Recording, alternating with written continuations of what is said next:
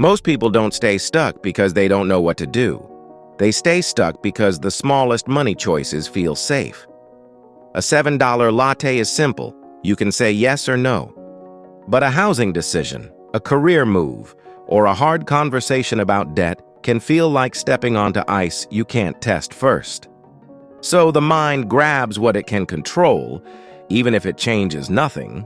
If that sounds familiar, there's nothing wrong with you. It's a survival pattern. Today is about noticing it, naming it, and turning it into calm, steady action. Starting right now. If this money psychology brings relief, consider subscribing to the channel so these ideas show up when you need them. Now let's start with why small money decisions feel so much safer than big ones, and why they quietly control your financial life. Small money decisions give instant feedback. You skip a purchase and you feel disciplined, like you just protected your future. You buy something small and you feel a sting, then relief when you promise you'll do better tomorrow. That emotional swing is the point. The brain loves choices that deliver a quick sense of control, because control reduces anxiety. But control is not the same as progress. Progress often comes from decisions that feel slow, uncertain, and inconvenient. A rent payment, a car payment, or a stagnant salary can quietly shape your life for years, yet they don't create daily alerts in your mind the way a latte does. So you end up managing what's loud instead of what's large. Think of it like steering a ship by staring at the wake. The water behind you is obvious and measurable, but it's not where you're going. Meanwhile, the horizon, the big direction, feels harder to judge, so it gets ignored. The result is exhausting. You can feel busy and on top of it while your net worth moves. That's why the first step is not a new budget. It's recognizing the pattern. Small choices soothe you, big choices shape you. Big decisions feel threatening because they carry uncertainty, and uncertainty triggers imagination. You can't predict how a job switch will go, how a move will feel, or how your identity will change when you live with less. So the mind runs worst-case simulations, then calls that being realistic. That's why a small expense feels safer. It's a closed loop. The cost is known, the consequence is small, and you can correct it tomorrow. A bigger decision is an open loop, and open loops create tension. Seneca captured this. We suffer more often in imagination than in reality. The suffering is not only about money, it's about fear of regret. What if the cheaper apartment makes life miserable? What if the new role is a mistake? Notice how quickly the mind jumps to permanence. Think about it this way. A smoke alarm is designed to be sensitive because missing a fire is costly. But the same sensitivity also means it will scream at burnt toast. Your financial nervous system works exactly the same way. It overreacts to uncertainty, then pushes you back toward whatever feels predictable. The answer isn't to silence the alarm. It's to learn what it's responding to and why. There's also a quieter reason small choices feel safer. They don't force a conversation with your life. Big decisions ask, what do I actually value? If housing is too expensive, the real question becomes lifestyle, location, status, and comfort. If income is stuck, the real question becomes skills, confidence, and risk. Those questions can feel personal, so the mind retreats to spreadsheets, categories, and tiny rules. It looks like discipline, but it can become avoidance. That doesn't mean small habits are pointless. They're useful as proof you can keep promises to yourself. The problem is when small habits replace the big moves. Imagine trying to get fit by reorganizing your gym bag. You can buy the perfect bottle, track every protein gram, and feel productive, while never lifting the weight. Money is similar. The weight is usually one of three things: your housing cost, your transportation cost, or your ability to grow income. When those are aligned, the small decisions become easy because there's room to breathe. When those are misaligned, the small decisions become obsessive because there isn't. So before you chase another micro hack, it helps to ask, what's the one area silently deciding your future right now? By the way, if you're enjoying the video so far and want more topics like this, comment the word "more" so I know. The next step is capacity. A lot of money advice assumes unlimited energy, unlimited time, and unlimited emotional bandwidth. Real life doesn't. Choosing a cheaper place farther away can save cash, but cost hours of commuting and the kind of exhaustion that leads to convenience spending. Pushing for a higher-paying role can raise income, but also raise stress for a season. So the goal isn't do the biggest move at any cost. The goal is choose the biggest move you can sustain.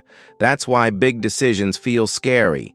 They require you to hold two truths at once. Yes, the numbers matter, and yes, the human behind the numbers matters. A plan that looks perfect on paper but collapses your sleep, health, or family time will fail. So the intelligent approach is to make big moves in a way that reduces fear. You shrink the leap. You run small experiments. You set a runway. You don't need a dramatic reinvention. You need a sequence. One change, an adjustment period, then the next.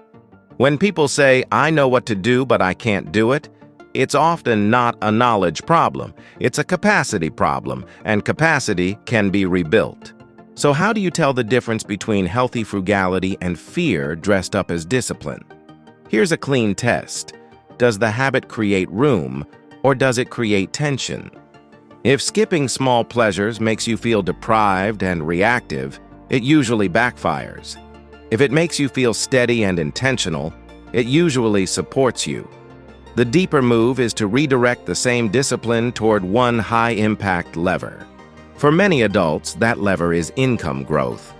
Not because spending doesn't matter, but because income has more upside than expenses. You can only cut so far before life gets bleak. But skills, negotiations, and strategic moves can expand the top line. That expansion is what makes investing, debt payoff, and breathing room possible. Another lever is transportation. A payment that follows you every month is not just a bill, it's a ceiling on your options. And housing, of course, is the big one. It's the decision you make once, then live inside every day. Here's the key. You don't need to become extreme. You need to become deliberate. When the big three are aligned, small purchases stop feeling dangerous because they're no longer deciding your future, just part of life. A simple way to see this is to watch how wealthy people are about small spending while being stubborn about big commitments. Warren Buffett is a classic example. For decades, he lived in the same modest home he bought in the 1950s, not because he couldn't afford more, but because he understood leverage. A home that fits your life without stretching your cash flow gives you freedom to invest, to wait, to say no, and to stay patient. That kind of decision doesn't look exciting day to day, but it changes everything behind the scenes. This is why focusing only on coffee money can feel like progress, but rarely becomes progress. Coffee money is a rounding error compared to a $500 monthly difference in housing or a $10,000 difference in income. And yet, coffee money is emotionally easy. It doesn't require negotiating. It doesn't require telling a partner, "We need a new plan." It doesn't require facing the possibility that your current path is underpaying you. So the mind picks the easy battle and calls it responsibility. The better move is to keep the dignity of small discipline, then aim it at one big decision at a time. If the big decisions feel heavy, start with a map instead of a mood. Write down 3 numbers: housing, transportation, and income. Then ask what one change would meaningfully shift the month. Not 5 changes. 1. A smaller apartment, a cheaper car, a certificate that qualifies you for a better role, or a focused job search with a clear salary target.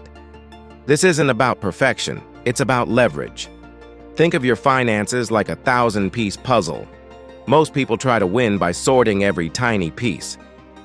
The faster path is to find the corner pieces first, the few moves that create structure. Once the frame is built, the smaller pieces become easier and less stressful. You can also reduce fear by setting guardrails. For example, keep a cash buffer before changing jobs or test a new commute for a week before signing a lease. Guardrails turn a scary leap into a controlled step. And when small money decisions tempt you again, treat them as signals. They're not enemies. They're your mind saying, "I want safety." Answer that need with a plan, not with constant self-criticism. Safety can be designed. When safety is designed, courage stops feeling like chaos. At the heart of this topic is compassion. The instinct to micromanage small spending is not stupidity. It's your system trying to protect you. But protection can become a cage when it keeps you busy with pennies while the big decisions keep running in the background. The shift is to keep small discipline while upgrading the target. Instead of asking, "How do I control every purchase?" ask, "How do I build breathing room?" Breathing room is what turns money into peace. It comes from leverage, a housing choice that fits, a transportation choice that doesn't drain you, and an income path that can grow. Then the small decisions become what they were meant to be: minor, human.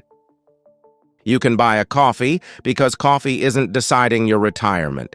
You can spend on a dinner because dinner isn't deciding your freedom. Big decisions do that. And big decisions become possible when they're broken into steps you can sustain. So if you've been feeling disciplined and still feeling behind, it may not be because you're failing. It may be because you've been fighting the wrong battles. Turn your discipline toward those pieces and let the rest of life breathe again for good. Small decisions feel safe because they ask little of you. Big decisions feel scary because they ask you to become someone new. But the moment you understand that fear is part of the process, you stop interpreting discomfort as danger.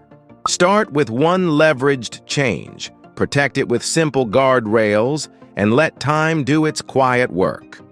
When your month has breathing room, discipline stops feeling like punishment and starts feeling like self-respect. And if you slip into the old pattern, don't shame yourself. Use it as a signal to return to the big picture. So progress stays calm. This is where the Trip to Wealth Command Center becomes crucial, a powerful Google Sheets system we're building for your financial needs. By tracking your net worth, contributions, and long-term trajectory visually, you transform invisible progress into visible momentum. You begin to trust the curve because you can see it forming, even when emotions suggest otherwise. You can join the tool's early access waitlist below and secure an exclusive discount. And there you have it, the real reason why small money decisions feel safer than big ones. If you found value today, I highly recommend watching my next video. Don't forget to like, share, and subscribe to our channel. Also, feel free to leave your comment below, especially if this video made you think differently. I appreciate your support more than you know. Until next time, stay consistent, stay patient, and stay winning. See you in the next one, Money Magician.